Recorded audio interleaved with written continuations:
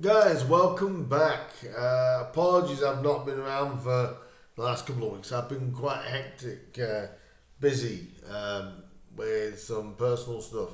So apologies that I've not been around for the last couple of matches. It's just, as they say, sometimes the way life goes and commitments go, I've just not really been able to get reviews out like I would like. So we're here with the latest one, and it is as we are hosting Gareth Ainsworth's Gillingham. Now, whether Gareth will be there, I don't know, due to his recent heart surgery.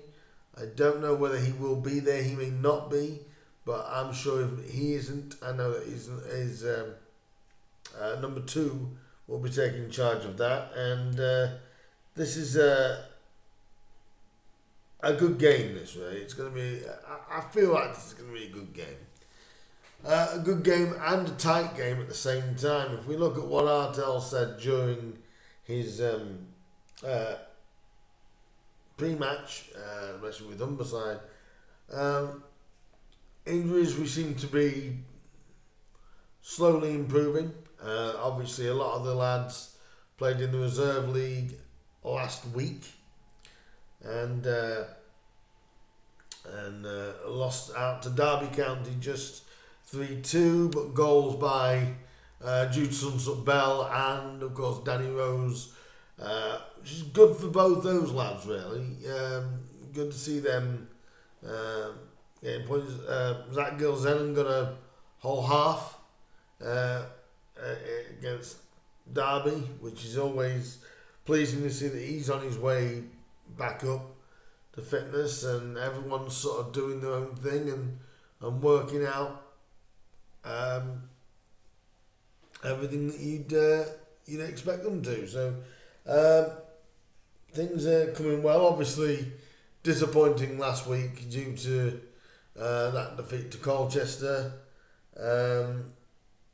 And I know I did a quick review on that, but like I said, I've been hectic for the last week or so, the last couple of weeks really. That's why the videos have been scarce. I know I promised videos and haven't delivered them. That is why. But carry on with this. I mean, obviously, so we're pleased to see the injuries are slowly getting there, and I saw what Kieran Green said after the Colchester defeat. It's how you bounce back from a defeat, and he's absolutely right. You know, it's not necessarily about losing a game, because that does and will happen. So it's how we dust ourselves off, and it looks like they've trained well throughout the week, the lads, and so it should be interesting to see how the lads take the field on Saturday. If we look at a couple of stats now for the game, so Grimsby lie in fifth. Can't really argue with that so far, can you? Gillingham are in third, so it's a top of the table clash, this really. The Mariners lie on 21 points. Gillingham lie a point ahead of the Mariners on 22. And if we were to look, Grimsby now scored 24 goals this season. Gillingham have scored 18. If we look at the most recent form for, which we'll do in a moment, let's just look how the stats so far live up. Grimsby have conceded 13 to Gillingham's 11, so they definitely have a strong defence, Gillingham. They're not always easy to score against. The Mariners have created 117 shots, or took 117 shots, 113 shots for Gillingham. Shots on target, 59 to 49 in Grimsby's favour. Shots off target, though, is in Gillingham's favour. 64 shots to the Mariners' 58. But it also shows that Gillingham are not afraid to get their shots off. and neither are Grimsby really, so it'll be quite interesting that. And the block shots over the season so far. The Mariners have had 54 shots blocked. Gillingham have had 48 shots blocked. Passing accuracy, the Mariners edge that. 74% pass accuracy. 74.63% is the pass accuracy, where Gillingham have a 62.66% pass accuracy. So the Mariners are edging that on the passing, which no surprise because of the way we sort of able to attain the ball a lot more. If you look at the points gained from losing positions, Gillingham edged that stat, 7 points to the Mariners 5, so not much in that, but they slightly just have it where if they do go behind, then they've picked up a couple of points more than we have. We've also got something else in common, because if we actually look at the league form guide, it's kind of nearly 50-50 really. In the last 5 games, Grimsby have lost 3 and won 2. Gillingham have only won 1 of their last 5, losing 3 and drawing 1. And these are the results. Obviously, losing 3-0 away at Barnet for Grimsby, then that thrashing of Cheltenham, and then going and winning at Salford, losing in the trophy to Doncaster, while losing 2-1 last weekend at home to Colchester. Whereas Gillingham, like I said, they've only had the 1 win, that came against Newport. At Newport, a 3-1 win there, and before that, they'd been unbeaten throughout the season. Ironically, since then, since losing to Harrogate, they haven't won since. Because since Harrogate, they've lost 3-2 at the MK Dons. They've drew 1-1 with Cheltenham. Now on Steve Cottrell. And this is where we're pretty much the same. We both lost to Colchester. Their loss obviously came in the EFL Trophy, but we both lost to Colchester recently. So I think that's quite a start there. You don't get many of those, do you? Where we've lost to the same team pretty close to each other. So interesting. In the last 16 times that we played Gillingham, it's 6 wins to Gillingham, 5 to Grimsby, and 5 draws. So it is quite tight as to who gets what, where, and how.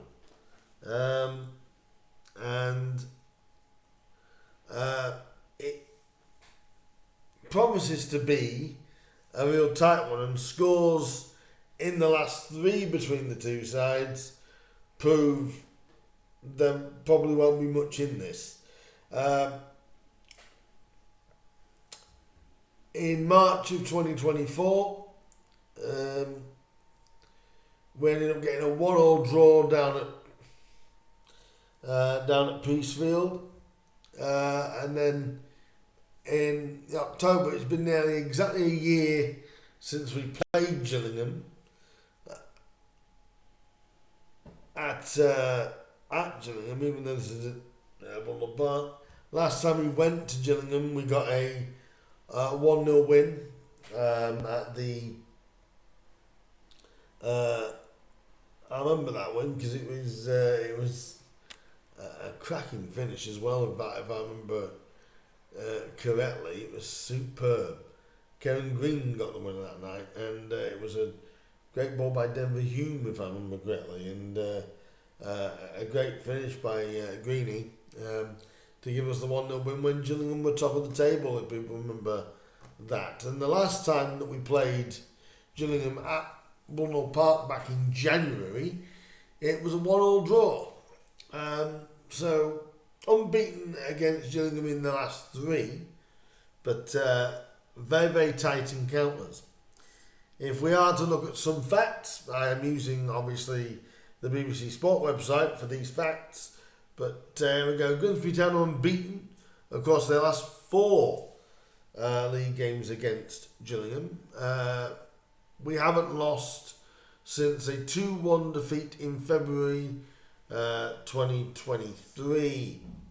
Across their Football League history, Gillingham have won just 1 of their last 20 away league games against Grimsby, drawing 7 and losing 12.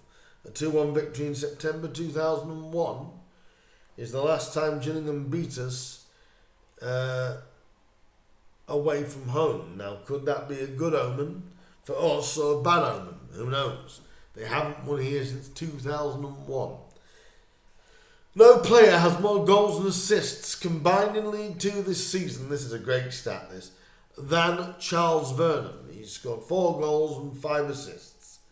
He scored and assisted in 3 different matches, the most of any player.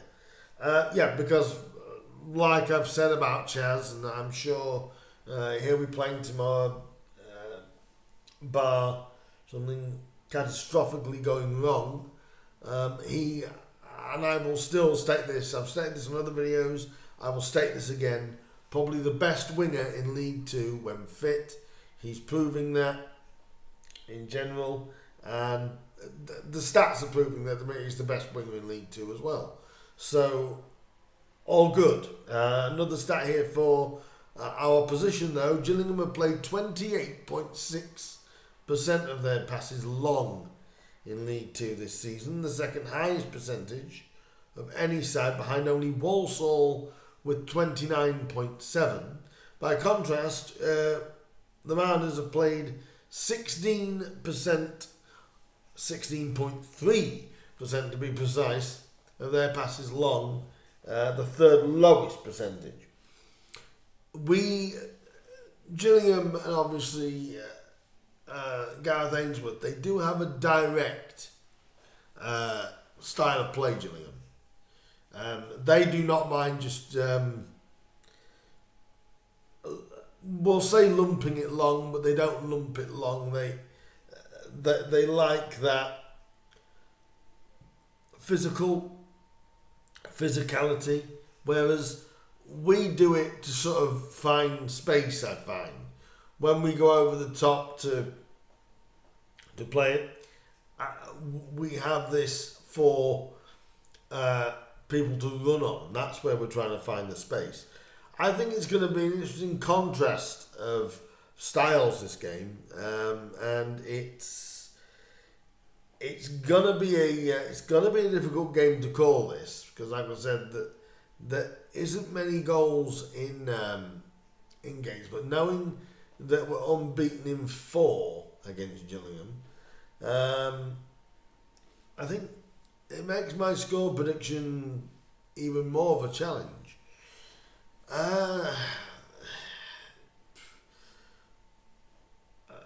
A draw looks very likely, or a narrow win for one of the sides looks very likely.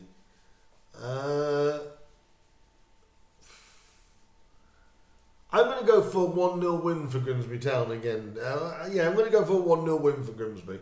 But I'm going that on basically just how close some of the fixtures have been.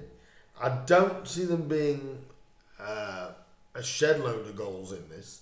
So I'm going to go 1-0, and I am going to go for a Chaz Vernon goal. Hopefully an absolute screamer right in the top corner. Chaz Vernon to get the goal, to get the Mariners back, bouncing back from the Carlisle result at Carlisle, Colchester. And I'm going to go 1-0, a Chaz Vernon curler into the top corner, and hopefully 3 points heading, or staying, shall we say, Cleethorpes. And just a couple of other things before I cut this preview off. One thing, obviously, is mentioning the FA Cup tie, which was made last Monday. Grimsby host Ebbsfleet United, which means that we will be reunited, and it feels so good. With Jake Hessenthaler. Although we obviously we'll want to get the best out of his team, but Jake Hessenthaler will be heading back to Wundle Park on the 1st of November, November the 1st, when we host Ebbsfleet. That's a 3 o'clock kickoff. Grimsby did announce that as I'm recording this today. It's a 3 o'clock kickoff on the 1st of November, 3 o'clock. And it's about being professional, is all I'll say for that. So we've got that coming up at the start of November. And also, I just briefly want to mention Jamie Walker got goal of the month last month for, I believe it was his first goal out of the two. An absolute belter in the 7-1 routing of Cheltenham. Well deserved for Jamie.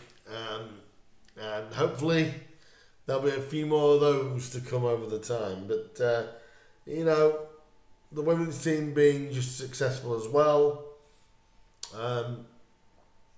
It's although they've struggled in the last couple of games, unfortunately, but like I said, I will keep up to date with the women as well. But let me know what your score prediction is for this game against Gillingham. And do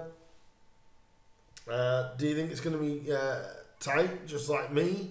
Or do you think there'll be loads of goals in it? Let me know down below what you guys think. And in the meantime, I shall bid you adieu. I will be back with a little bit of a review. It'll come on Sunday, that will happen. Sunday, so look out for the review on Sunday. I'm going to start moving my reviews to a Sunday because I've noticed that the reviews just aren't sometimes happening on the Saturday night. And I've got a show coming up. So really, Saturdays for reviews just aren't really going to be possible right now. So I'm moving the reviews to a Sunday night. Well, Sunday night to a Sunday. And one other bit of business. I know I mentioned about lives. They are coming, but I'm going to have to put that back to around about the new year now before I can do that. So just a little bit of a rejig as well.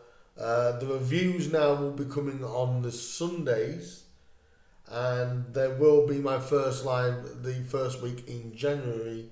I'm aiming to do a live for Grimsby fans to all get involved in their thoughts. So they are the early laid out plans for 2026, and obviously the next few weeks going forward for the reviews. The previews will still be straight after the after I've heard the press conferences, but the reviews will be the day after. So do stick with me. Do like, share, subscribe, comment, hit that bell button. That will let you know when I do upload some new content. But let me know your thoughts down below on the game. Do you think the Mariners are going to be able to bounce back from our defeat last weekend against Colchester? Let me know. And I'll say again, like, share, subscribe, comment, and all that good stuff. And I will see you guys on Sunday with the review of the Grimsby Town game. In the meantime, guys, by the way, I will be at Wundle Park tomorrow, so if you do see me, come and say hello, and we'll have a bit of a chat about about how really how good the season has been so far, and I hope no one gets a bit too carried away after losing a couple of games. But I will see you on Sunday with a review of this game. In the meantime, guys, up the Mariners. I'll see some of you down at Brundle Park Saturday afternoon. In the meantime, up the Mariners, and I'll see you very soon. In the meantime, guys, I'll see you then. Ta-da.